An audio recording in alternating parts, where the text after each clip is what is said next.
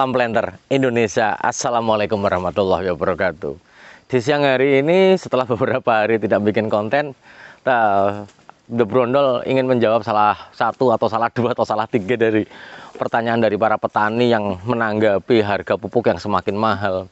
Apalagi kali ini kita akan membahas tentang antara penggunaan pupuk KCL yang berhubungan dengan penggantiannya. Kenapa KCL, Pak Pendi? Karena bahwa KCL adalah salah satu sumber unsur hara yang diperlukan untuk tanaman menghasilkan seperti ini untuk menyusun tanda buah segar ini. Namun harga KCL yang dulu cuma 280.000 sekarang sudah sampai 550.000, bahkan merek-merek tertentu sampai 600.000, Pak Pendi. Apakah boleh saya mengganti kalium atau dari KCL ini kita ganti dengan garam dapur? Katanya garam dapur bisa menggantikan nada kalium untuk sebagai sumber unsur hara tanaman kelapa sawit. Sehingga kali ini akan saya jelaskan detail bicara tentang penggantian KCL dengan garam dapur. Apa sih efek resikonya, apakah mungkin atau tidak. Bahwa tandan buah segar ini penyusun unsur hara utamanya adalah kalium yang bersumber dari pupuk tunggal KCL atau MOP atau dengan menggunakan NPK yang kadar kaliumnya adalah tinggi. Ketika para petani semuanya akan mengganti dengan menggunakan garam dapur itu sendiri, jawabannya adalah sangat tidak relevan. Kenapa tidak relevan? Kebutuhan unsur hara kalium untuk tanaman kelapa sawit saja untuk di usia 6 tahun ini angka misalnya kisarannya adalah misalnya 3 kg KCL per pokok per tahunnya, di mana kandungan KCL-nya adalah 60%. Ketika kadar KCL-nya itu 60% K2O mau diganti dengan garam dapur yang memiliki rumus kimia adalah natrium klorida. Natrium klorida itu kalau dia bereaksi di dalam tanah kita itu akan membentuk namanya, akan terpecah menjadi dua ion. Yang pertama adalah Na+ dan Cl-. Ketika Na+ dan Cl- ini berada di lahan kita, memang di beberapa literatur, sekali lagi ada memang yang mengatakan bahwa kalium bisa diganti dengan natrium. Ada, namun dalam jumlah yang sedikit saja. Kalium dan natrium memiliki karakteristik yang sangat berbeda. Kalium adalah bersifat enzimatik, sementara natrium tidak. Ketika garam dapur atau garam yang digunakan untuk tanaman kelapa sawit ini mungkin akan meningkatkan produksi, Pak Pendi. Ada tetangga saya menggunakan garam kok bisa produksinya bagus terus gitu. Terusnya itu seberapa banyak?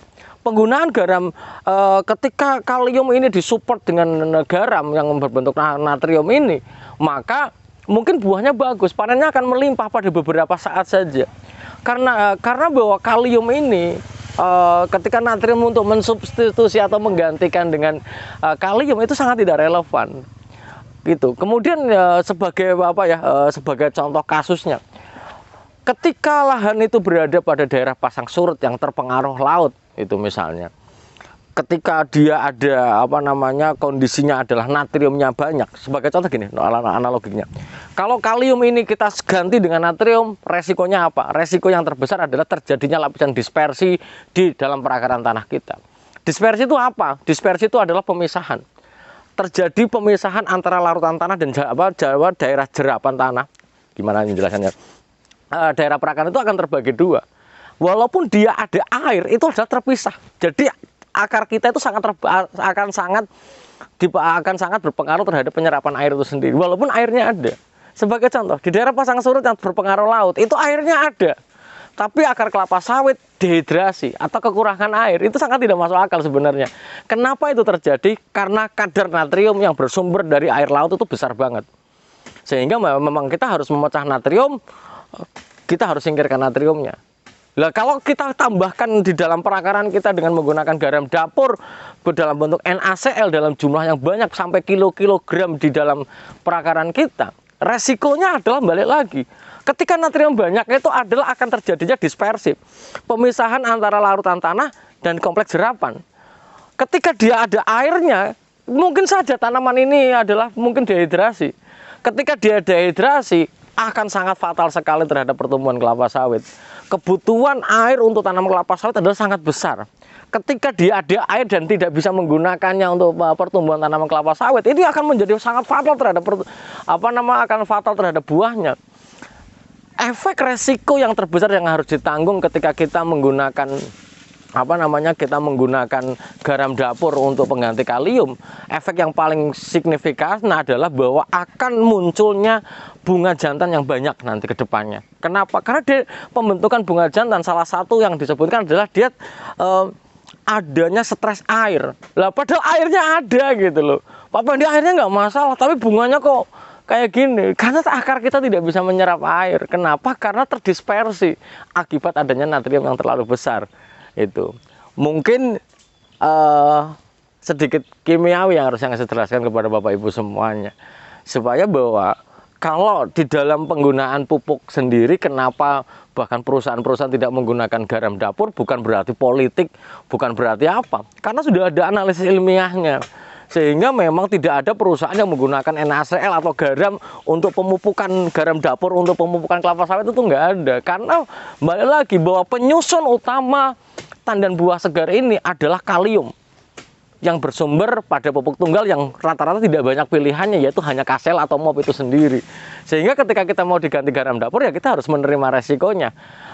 Efek dari awal mula dari kenapa produksinya meningkat ketika kita menggunakan garam dapur, mungkin saja seperti vlog yang pernah saya sampaikan, penggunaan bahan atau campuran bahan atau alias pupuk tertentu ditambahkan ke dalam tanah akan berpengaruh terhadap kelapa sawit itu sendiri jika tidak pas. Sehingga dengan adanya penambahan garam dapur, maka jumlah berondolan yang lepas itu akan banyak, sehingga panennya akan banyak pada beberapa bulan ke depannya saja. Hal ini sangat tidak bagus untuk tanaman kelapa sawit. Kalau misalnya biasanya panen seton menjadi 3 ton dalam 1 bulan 2 bulan, maka resikonya adalah akan terjadi jumlah buah dalam kurun waktu tertentu akan hilang. Kita pendapatan bisa jongkok, ibaratnya adalah memajukan pendapatan saja, tapi tidak tidak memberikan pendapatan yang kontinu, itu tidak lah. Itu efek resiko yang harus ditanggung oleh kita semuanya. Sekali lagi bahwa tidak ada gap, wow ya ini cuma politik saja, tidak.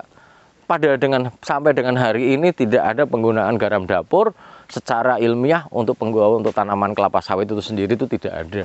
Sehingga kalau ada Pak Pendi berarti Indonesia nggak perlu KSEL, benar. Tapi kenyataannya kan nggak ada. Bahkan karena ada efek yang harus kita tanggung ketika kita menggunakan garam dapur.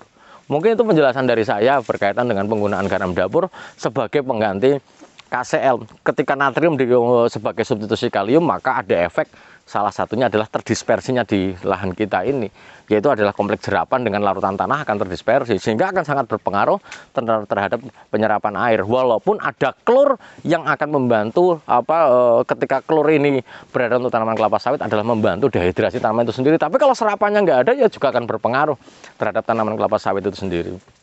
Mungkin itu dulu yang dapat saya sampaikan. Semoga bermanfaat bagi saya, Anda, dan semuanya. Dan mari kita bercocok tanam kelapa sawit dengan pola pemupukan yang relevan supaya hasilnya sangat sempurna bagi kita dan akan meningkatkan pendapatan kita sebagai petani kelapa sawit. Mungkin saja dulu yang dapat saya sampaikan. Semoga Allah memberikan kesehatan dan kebahagiaan tanpa syarat bagi kita semua. Terima kasih. Salam Planter Indonesia. Assalamualaikum warahmatullahi wabarakatuh.